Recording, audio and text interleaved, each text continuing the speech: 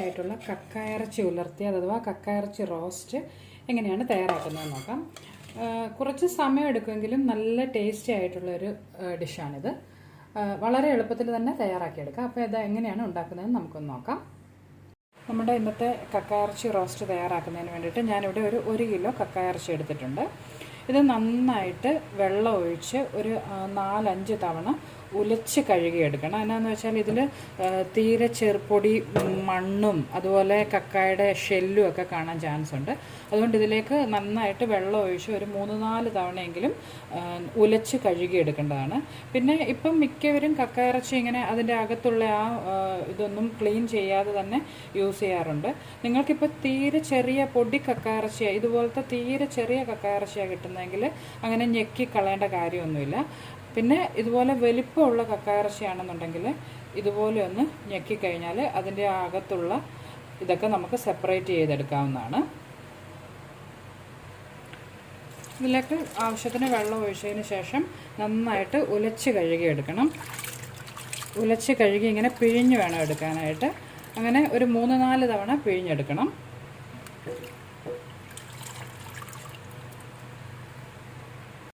ഇപ്പോൾ ഞാൻ നമ്മുടെ കക്ക ഇറച്ചി ക്ലീൻ ചെയ്തതിന് ശേഷം നന്നായിട്ടൊരു 4-5 തവണ കഴുകിയെടുത്തിട്ടുണ്ട്.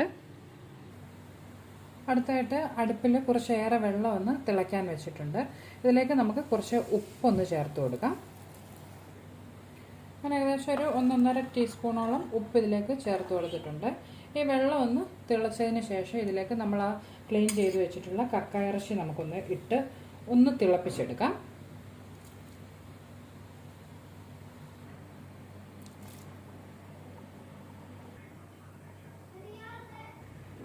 ഏകദേശം ഒരു 2-3 മിനിറ്റ് നമ്മുടെ കക്ക ഇറച്ചി നന്നായിട്ടൊന്ന് തിളച്ചിട്ടുണ്ട്. ഇതിനി ഈ വെള്ളത്തിൽ നിന്ന് നമുക്ക് ഒന്ന് സ്ട്രെയിൻ ചെയ്തെടുക്കാം. ഇപ്പോൾ ഞാൻ ആ കക്ക ഇറച്ചിയിലെ വെള്ളമെല്ലാം മാറ്റിയതിന് ശേഷം ഇവിടെ എടുത്ത് വെച്ചിട്ടുണ്ട്. അടുത്തതായിട്ട് നമുക്ക് കക്ക ഇറച്ചിയിലേക്ക് ചേർക്കുന്നതിനുള്ള പൊടികളൊക്കെ, മസാല പൊടികളൊക്കെ ഒന്ന് ഡ്രൈ റോസ്റ്റ് ചെയ്തെടുക്കാം. അതിനായിട്ട് ഞാനിവിടെ ഒരു 2 ടേബിൾ സ്പൂണോളം മല്ലിപ്പൊടി ഒരു പാനിലൊന്ന് ചൂടാകാൻ വെച്ചിട്ടുണ്ട്.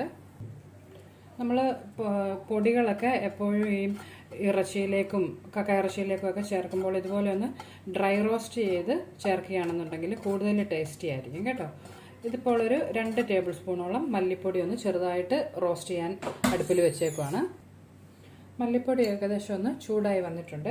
ഇതിലേക്ക് ഞാൻ 1 ടീസ്പൂണോളം ഗരം മസാല പൊടിച്ചതൊന്ന് ചേർത്ത് കൊടുക്കുകയാണ്. ഇത് വീട്ടിൽ തന്നെ പൊടിച്ചതാണ്, ഓൾറെഡി ചൂടാക്കി പൊടിച്ചെടുത്തതാണ്. എങ്കിലും ഒന്നുകൂടി ഒന്ന് ചെറുതായിട്ടൊന്ന് റോസ്റ്റ് ചെയ്തെടുക്കുകയാണ്.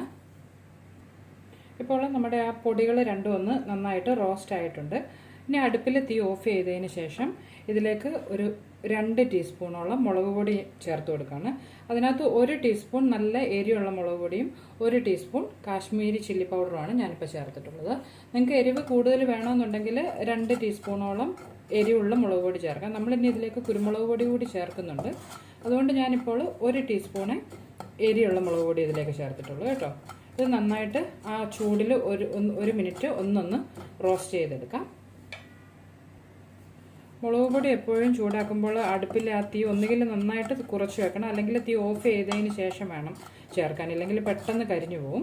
ഇതിപ്പോൾ തയ്യാറായിട്ടുണ്ട്. നമ്മൾ റോസ്റ്റ് ചെയ്തിട്ടുള്ള ആ മസാല പൗഡറെല്ലാം നമ്മൾ ആദ്യം ക്ലീൻ ചെയ്ത് വെച്ചിട്ടുള്ള കക്ക ഇറച്ചിയിലേക്കൊന്ന് ചേർത്ത് കൊടുക്കാം. അതോടൊപ്പം ഒരു 1.5 ടീസ്പൂണോളം കുരുമുളക് പൊടി കൂടി ഞാൻ ചേർത്ത് കൊടുക്കുകയാണ്. എരിവ് വേണ്ടിയവർ അതിനനുസരിച്ച് അഡ്ജസ്റ്റ് ചെയ്യുക. കുരുമുളക് പൊടി കൂടുതൽ ചേർക്കുന്നതാണ് ഇതിന് നല്ലത്. അതുപോലെ ഒരു 1/2 ടീസ്പൂൺ മഞ്ഞൾപ്പൊടിയും കൂടി ചേർത്തിട്ടുണ്ട്. പിന്നെ ഞാൻ ഒരു 20-25 അല്ലിയോളം ചുവന്നുള്ളി ചെറുതായിട്ട് അരിഞ്ഞ് അത് ചേർത്തിട്ടുണ്ട്. നിങ്ങളുടെ കയ്യിൽ ചുവന്നുള്ളി ഇല്ലെങ്കിൽ സവാളയാണേലും ചേർത്ത് കൊടുത്താൽ മതി.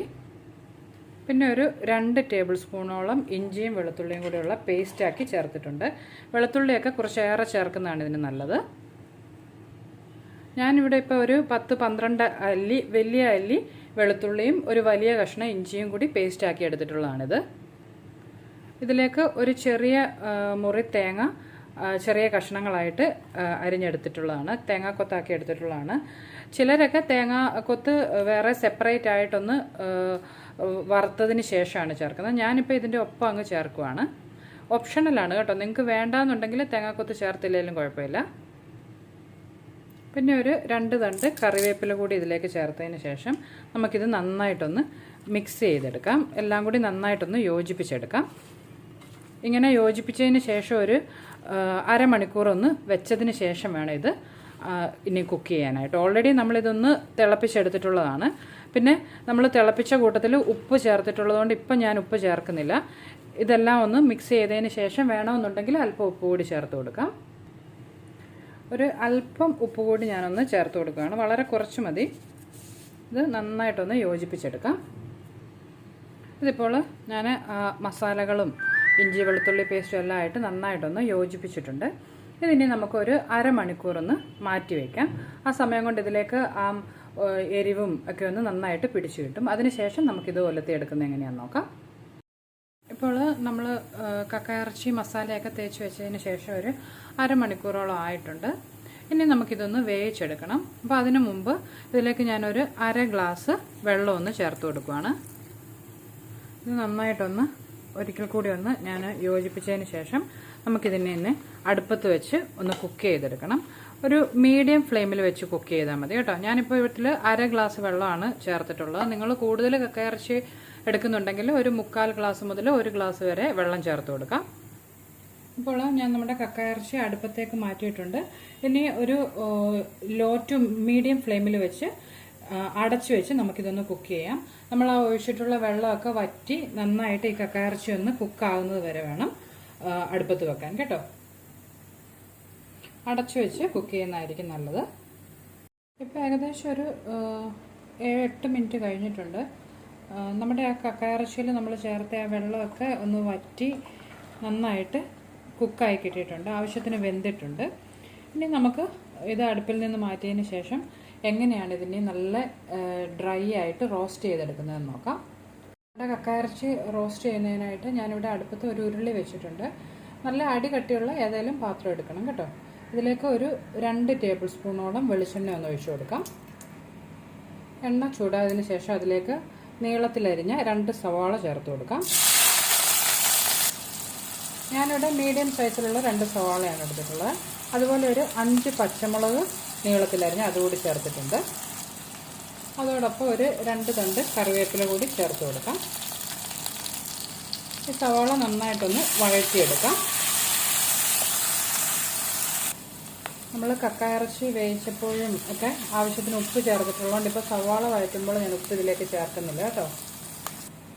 നമ്മുടെ സവാള ഇപ്പോൾ ഒന്ന് വഴന്നു വന്നിട്ടുണ്ട്. ഇതിലേക്ക് ഞാൻ ഏകദേശം ഒരു 1 ടീസ്പൂണോളം കുരുമുളക് കൂടി ചേർത്ത് കൊടുക്കുകയാണ്. നിങ്ങൾക്ക് വേണമെന്നുണ്ടെങ്കിൽ കുരുമുളക് പൊടി ചേർത്താൽ മതി.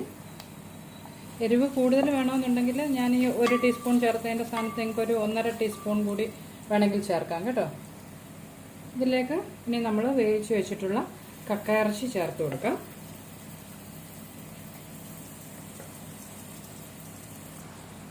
ഇനി നന്നായിട്ടൊന്ന് എല്ലാം കൂടി യോജിപ്പിച്ചതിന് ശേഷം അടുപ്പിൽ തീ കുറച്ച് വെച്ച് കുറേയേറെ നേരം ഇത് നന്നായിട്ട് റോസ്റ്റ് ചെയ്തെടുക്കണം. നമ്മൾ ബീഫൊക്കെ റോസ്റ്റ് ചെയ്യുന്ന പോലെ തന്നെ ചെറിയ തീയിൽ കുറേ നേരം കിടന്ന് വേണം ഇത് റോസ്റ്റ് ആയിട്ട് എടുക്കാൻ കേട്ടോ.